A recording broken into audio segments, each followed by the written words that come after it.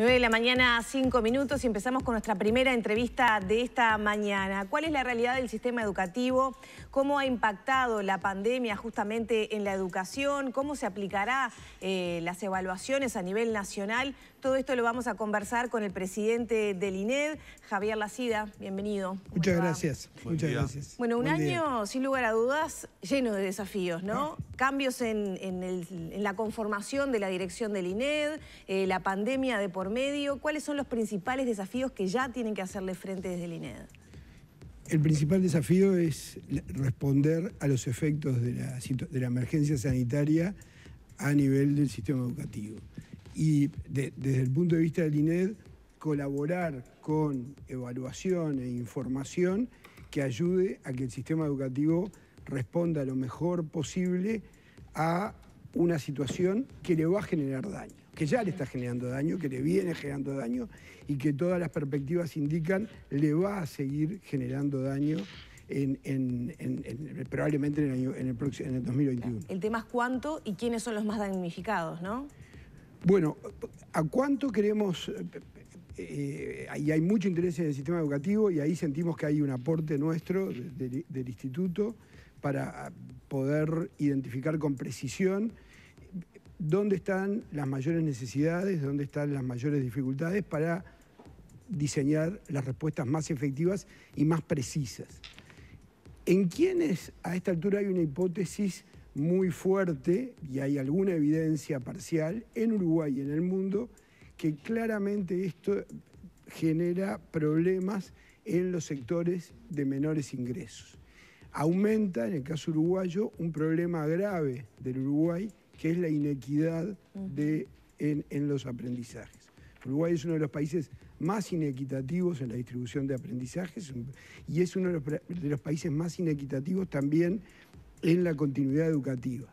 A sexto año de bachillerato, a terminar la secundaria, llegan la mayoría de los sectores de ingresos más altos y la absoluta minoría de los sectores de ingresos más bajos. Y eso también, o sea, la emergencia sanitaria genera problemas de aprendizaje y problemas de vínculo educativo, de asistencia educativa. Uruguay está respondiendo muy bien a la emergencia desde el punto de vista de la política de salud y también de la política educativa. Y de otras, pero de la que estamos hablando es de la educativa. Pero eso no quita de que hay y va a seguir habiendo problemas. ¿Esa brecha que se viene hablando desde hace tiempo se va a profundizar entonces? Sí. De desigualdad entre los más vulnerables, digamos. Es muy ingrato decirlo, pero me parece muy difícil que lo que estaba en la agenda del cambio de gobierno, que como una prioridad, que era achicar esa brecha, se pueda sostener y revertir la brecha. De alguna manera hay que jugar al empate y eso ya sería un enorme logro. Con una perspectiva y con una visión más ambiciosa, porque esto probablemente sea un problema que en algún momento por lo menos se reduzca y se vuelva manejable y no tenga los efectos devastadores que tiene hoy. Y la visión ahí es poder superar la brecha. Pero es bueno reconocer, porque es bueno también concentrar los esfuerzos en esos sectores de menores ingresos. Usted en otro medio dijo que se gasta más en las escuelas de los que tienen más y se gasta menos en los centros educativos de los que tienen menos. Sí, eso es así, lo estudió el INED, hay estudios del INED y hay otros estudios, hay investigaciones académicas que muestran que Uruguay tiene una asignación del gasto educativo, lo que se dice regresiva, que le da más a los que tienen más y le da menos a los que tienen menos. Yo no sé, es un tema técnico, pero doy un solo dato. Los docentes, y estoy hablando de la educación pública y privada en su conjunto, los docentes de grado más alto, que son los que ganan más y el principal costo educativo es el salario docente, están en los centros educativos de sectores de ingresos más altos. Esto desde hace años. Y es parte del desafío de la equidad. cómo se hace para revertir eso. En algún momento se tomaron algunas medidas para revertirlo, pero no los efectos, primero las medidas no fueron sostenidas y los efectos no alcanzaron a tener los resultados esperados. Dale. No, perdón. No, le quería preguntar que ¿se puede hacer una evaluación limpia con un año tan distorsionado como este del aprendizaje de los alumnos? Más allá de las inequidades que estábamos, o que preguntaba Lore, por ejemplo, que pueden tener el sistema. Es decir, la distorsión que ha tenido este año, ¿puede arrojar evaluaciones que sean rigurosas? Claro, exacto, y que sirvan como insumo, en definitiva. O ponderarlas con el aristas de este año con el aristas del año pasado, por ejemplo. Bueno, son dos preguntas distintas. Sí. La primera pregunta, ¿se pueden hacer evaluaciones rigurosas, precisas? La respuesta es sí. Es más costoso, les puedo asegurar, por el trabajo cotidiano en el instituto, que es mucho más trabajoso, mucho más complicado. Por la dispersión que ha tenido, digamos... Por las condiciones de implementación. También hay un problema vinculado a eso con la incertidumbre. Dependemos de los datos, porque yo hoy digo que sí, pero cuando dentro de una semana estemos aplicando las pruebas, dependemos de que las escuelas estén funcionando aún en esta situación de emergencia. O sea que son varios factores que hacen a la cuestión. Otro tema es la comparabilidad, ¿no? Que es otra pregunta. O sea, evaluación sí, y es muy necesaria.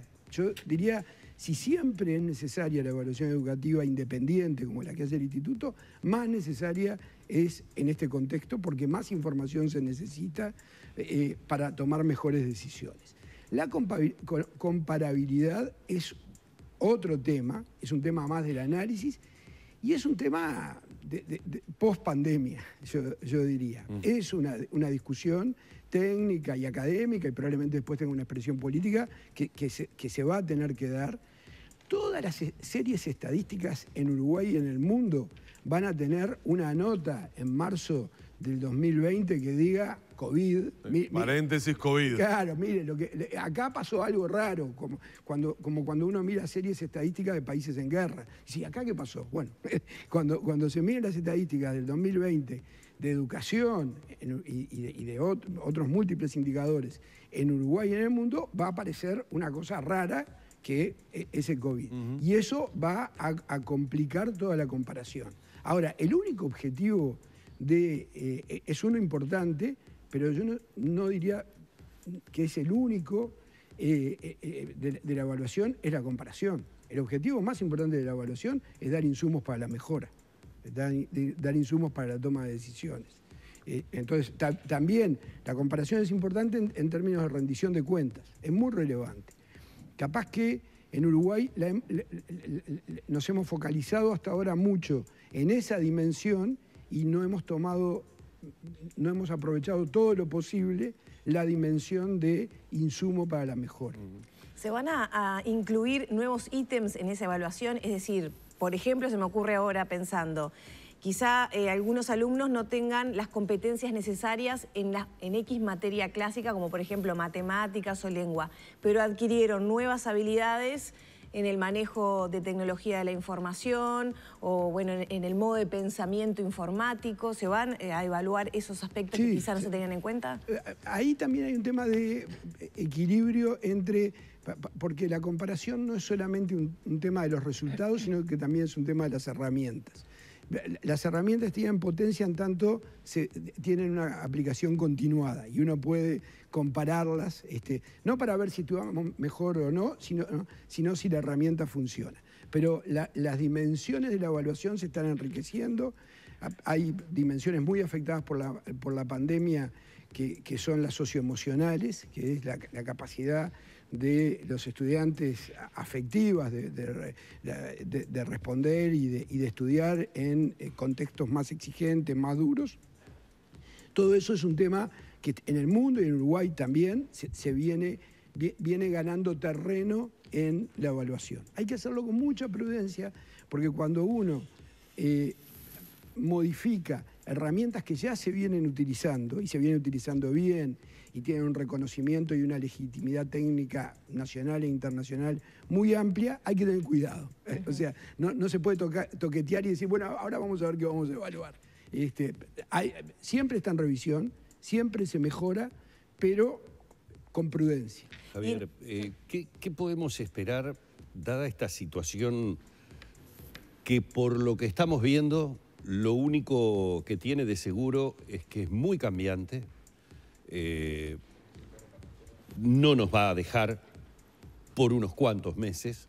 Estoy refiriéndome obviamente al hecho de que el foco está puesto en una posible vacuna que todavía está muy lejos de ser aprobada y de que se inicien las campañas de vacunación necesarias, etcétera, etcétera. Es decir que sensatamente hay que pensar en un periodo de tiempo importante que nos va a abarcar gran parte también del 2021, si es que no se sigue incluso después del 2021. Esto plantea que ese paréntesis que usted ponía allí, ¿no? Es decir, que todos quienes vayan a poner el foco sobre, hey, ¿qué pasó acá? COVID-19 va a ser un paréntesis muy prolongado. ¿Cuál es o cuáles son los desafíos más grandes que se tienen a nivel educativo con las situaciones que estamos teniendo? Con una pandemia, imaginémosla como la tiene Uruguay, controlada, que permite la presencialidad, que permite que nuestros hijos estén concurriendo a los diferentes centros de estudio, con un brote aquí, con un brote allá, pero que no interrumpe el proceso de enseñanza. Igualmente sabemos que hay muchas cosas que no se están pudiendo hacer y que no se pudieron hacer. ¿Cuál es lo más importante que tenemos por delante que cuidar, que no perder, o que tal vez poner el ojo porque va a ser el principal problema que tengamos para el 2021 y 2022? Yo señalo, y creo que en eso coincido con los objetivos que está planteando el Consejo Directivo Central, el CODICEN. Uno es el vínculo educativo, que los estudiantes mantengan vínculo. Un objetivo muy importante, y ahí el CEIBAL ha cumplido un papel decisivo en el asunto, es repensar las modalidades y ir a modalidades, lo que se llama híbridas, en parte presenciales y en parte a distancia, sí, con distintas herramientas, con distintas tecnologías, con distintos dispositivos. Y ese creo que es el primero, el más importante, y ese es muy importante capaz en la educación media, porque la educación media viene teniendo en Uruguay unas tasas de abandono de los estudiantes de vinculación altísimas. Altísimas. En términos comparativos. Uno presenta los datos de Uruguay y la gente no puede creer que Uruguay, con todos los otros indicadores que tiene, claro, tenga en continuidad educativa o en desvinculación educativa tan malos resultados. Ese yo diría en la media. En la primaria es aprendizaje. Aprendizaje. Es aprendizaje. Ahí hay un desafío, por ejemplo, grande, que yo sé que está en la agenda de prioridades del CODICEN, que es especialmente complicada en esta modalidad el cumplir los objetivos de primer y segundo año de escuela, la lectoescritura, sin estar todos los días en vínculo con el maestro. Entonces, me parece que en primaria está ahí y me consta, porque estamos en conversaciones cotidianas, que ahí están puestos los focos de prioridad. Vamos a agradecerle mucho a Javier Lacida, nuevo presidente del Instituto Nacional de Evaluación Educativa, estos minutos en la mañana de Arriba Gente. Muchas gracias. Muchas gracias a ustedes. Gracias. Cerramos por aquí la entrevista junto al presidente del INED.